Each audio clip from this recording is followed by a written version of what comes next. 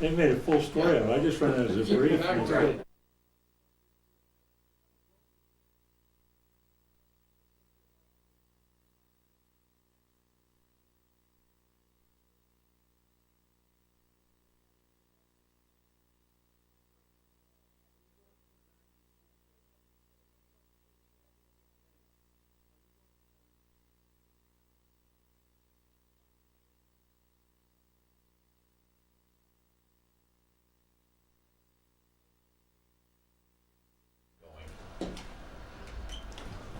They don't live in my house. So they Peterson wore a bulletproof vest on the other in the house to announce it.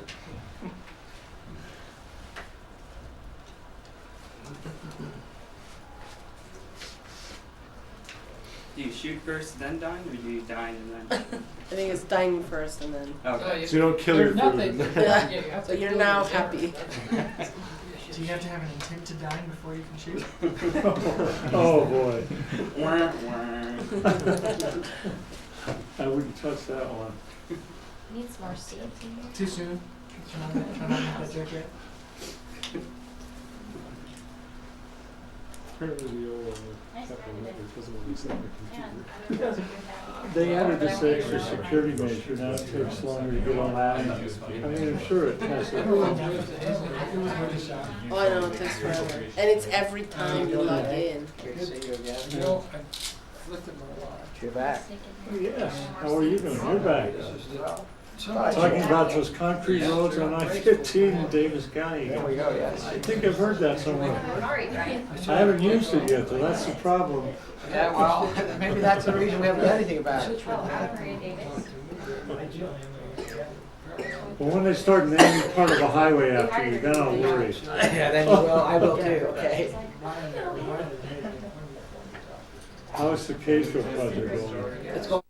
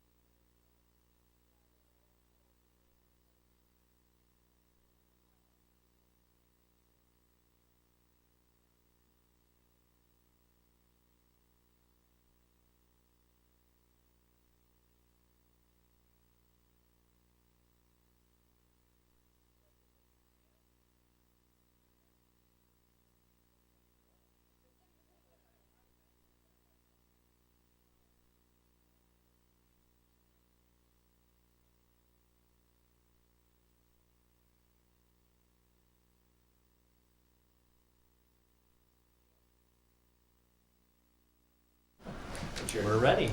Awesome. Welcome to press availability. That's kind of a boring name, isn't it? Senate update. The Senate update. Welcome. Day 2. Breaking news in the Senate. We have Senator Robles here, newly engaged senator, and had some fun yesterday. She was engaged on the Senate floor. Nothing earth-shattering on during floor time today. We're addressing bills that were thoroughly vetted during the interim, and so there is, at the first of the session, we don't see a lot of debate on those bills because they've had a lot of eyes on them. But nonetheless, we want to follow the process. So I think we'll just go ahead and start with questions. The Appropriations Committee are taking time to review base budgets. Actually, some of them 2 weeks. Are you losing time on other issues that maybe should be brought up in the committee process as a result of this new budget review? I don't think we're losing any time. I believe what we're doing is, we would like to look through and see if there's money in the budget that we can move other places. That's the assignment to the committee, is is you go through that budget and see if we've got anything, any dollars stranded in there that could be used elsewhere. Any concern that it's eating up valuable time in a 45-day session? There's a lot of folks that think we're probably saving a lot of time. We may not get to as many bills. That's our worry. That's not our worry. I'm impressed with the interim work. I think there's probably more bills ready to go this year, numbers, than there have been in the past. And I think that's part of the process of it. And I think there's been a lot of work done that's been done over the last year during interim. And that's really a better time to do it sometimes, because there's a lot of time to vet them, to think about them, and obviously the public has more time to look at it. So I think that's really a positive. We will have adequate bills. Well, and also Guaranteed. appropriations is so important, and we, people always say there's not enough time to have a conversation. I serve in social services, and, you think about Department of Workforce Services budget and Department of Health, Human Services, and there's also opportunity for people to come and testify, and there are always that need for people to speak on the budget process, and I think this will give them that opportunity. So and the minority party is excited for that opportunity of a longer process of appropriations, discussions. Budget is the most important thing we do, Mm. I believe, and so it's important that we spend plenty of time on that. We found out this morning that there are over 1,000 bills that have been filed, 250 some that have been numbered already, another 150 that are kind of waiting for approval before they're numbered. And so, the bills are out there and they're going to be coming to us, but it's really important that we do a good job on the budget.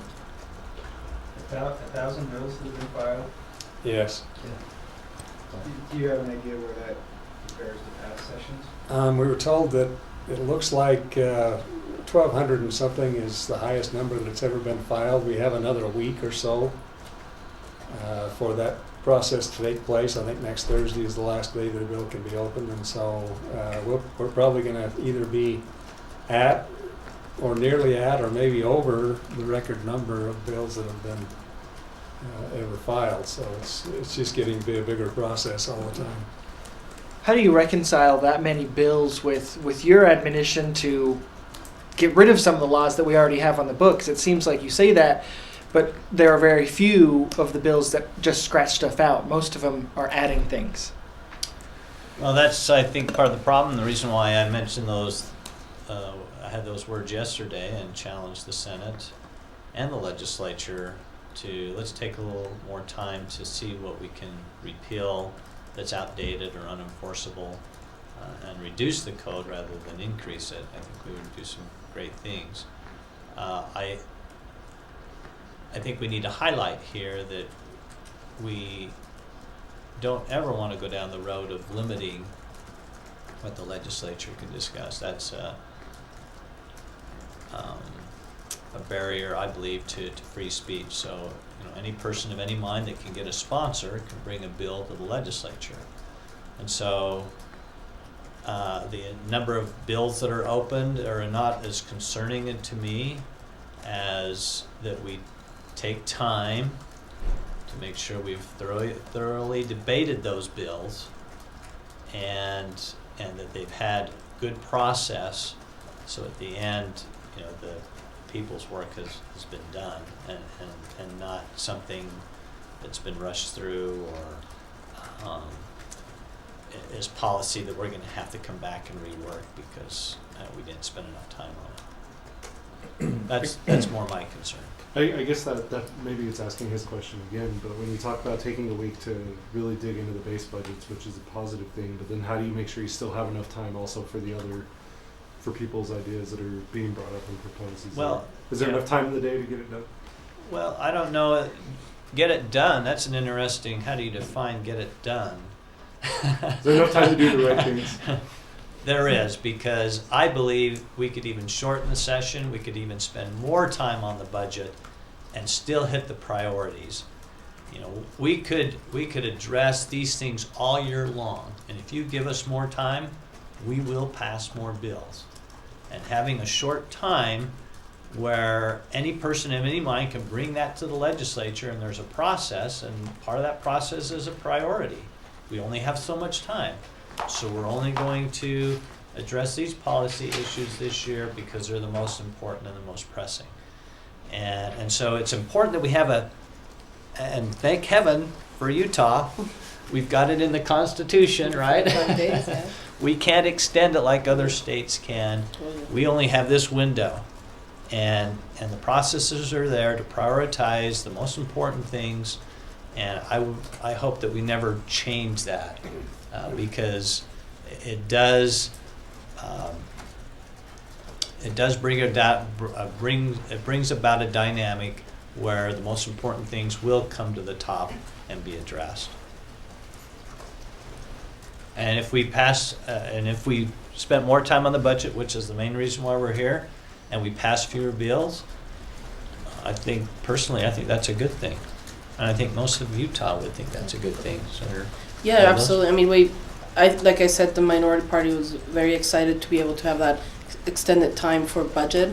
I agree with Representative Senator Okerlund that is the number one priority, and people want to know how we spend the money, how we spend their tax monies, and that we're being, fiscally responsible in that process. So that opportunity is going to be there.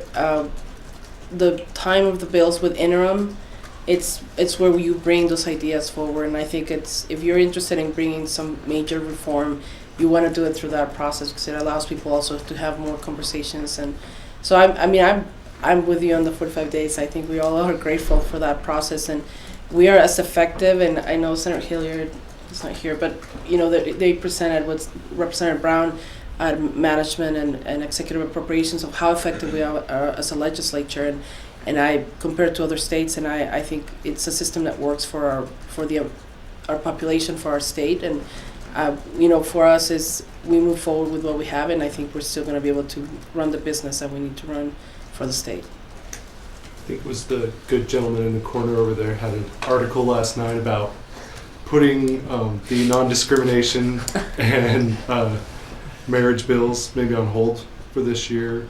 Can you give us an update on maybe where the Senate has been on that discussion and where you looking at it? Well, we know we have a huge court case that we're working on right now. The same-sex marriage court case is moving to the 10th Circuit Court of Appeals, and it's important that we focus on that. And I believe that we are very focused on defending our Amendment 3. And whatever process that takes us to, if it takes us to the Supreme Court, I think we're all committed to defending our citizens' rights to the state of Utah to be able to make law and defend it. So anything that detracts from that basic argument, until we know what the courts come up with at the end of that process, all of the other bills that are out there are kind of in the wings. They're waiting to be determined, I think, by what happens in the court case. It's more important for us to see what happens there first. And so I think there will be discussion all the way through the session, but the emphasis that I believe that we have, that our caucus has at least, is to make sure that we defend that Third Amendment right. What exactly is the conflict between SB 100 and that case? I don't know if there is a conflict. I think it may be more a matter of rhetoric in the discussion that goes along with that bill. And whether or not that moves forward, I don't think that's been determined or not yet. I don't. The Senator Cart's running the bill. I think still plans on running it, as far as I know. But I really believe that the discussion of that bill, the rhetoric that goes along with the discussion of that bill, may affect what happens in the courts, and we want to make sure that's not the case. And I think also that the that bill brings up the question of freedom of religion. And so that's the conflict, and I think that Senator Okerlund has said that well, that that's the kind of discussion we'd like to maybe postpone until we know further what's going to happen with our appeal to the 10th Circuit and perhaps to the Supreme Court. Striking the core of the issues that we believe are really important, that states' rights. We've got a federal lands issue that we believe we should have been given our land, and we've got lots of other issues, Medicaid expansion. We think the state probably can do a better job of that, and some other states' rights issues that we think the state ought to have control over.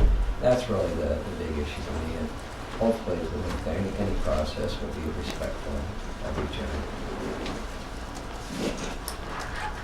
So has there been direction from like the Attorney General's office on this, that saying, hey, maybe the legislature needs to stand down and let this work itself out, or has this come up on just as thought process of? The Attorney General's office is not directing us, no, but has said that there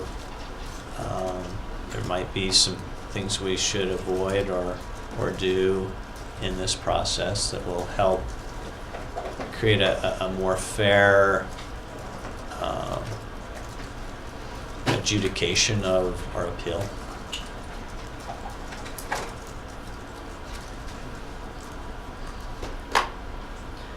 Other questions? So can I follow? So you said the Attorney General's office has recommended action that you could take, or action you maybe would not want to take, that would make the court process, action you may not want to take in the effective court There's process. not been any really anything specific, but in general, some of the things that could come up in discussion of either the anti-discrimination bill or religious freedom bills could possibly have some effect on a process in the appeal process. And it's, until we get the final court ruling, it's hard to know. I mean, all you can do is, you don't know what the final court ruling is, so it's hard to have a definitive answer in which direction to go.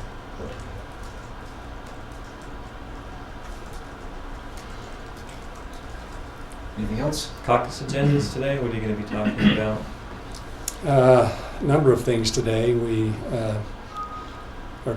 probably going to be having a discussion. Obviously, most of it's going to be housekeeping as we begin the session. The first caucus meeting, we're going to be talking about some of the bills that are coming up, ideas that people have. We know we're going to be talking a little bit today about the Medicaid issue. Although we probably save most of that discussion for a future meeting. We may briefly talk about that. We could talk a little bit about gas tax today, just briefing everyone on kind of what the ideas are that are out there. There's just so many ideas floating right now that we'll probably try to give the caucus a good background on some of the discussions that are out there that we're aware of and that they need to be aware of. And so it's going to be kind of a kickoff meeting, a meeting where we just start some of the discussions. We're going to have obviously open caucus, so you guys are always welcome. But we housekeeping.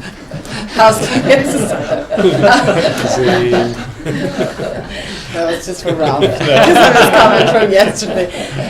We're going to do mostly housekeeping items and just, we're the five of us talking about our bills, and it's a smaller caucus than the majority, but just, talking about that. Medicaid expansion is one of our priorities, and just how we're going to make sure our bills pass with the support of our colleagues on the other side of the aisle. It could be a larger caucus, with the invitation you just extended. That's right, now there's so many more people. President Earhart, can I follow up on the marriage thing? When we talked yesterday, you said it was being considered that you would put these bills on hold, I guess. I think today you said that you might like to put those on hold. In the leadership meeting today, did you guys come to a decision on whether you would be doing that, or is it still a possibility that you would do it? Still a possibility, although a strong possibility. A strong possibility.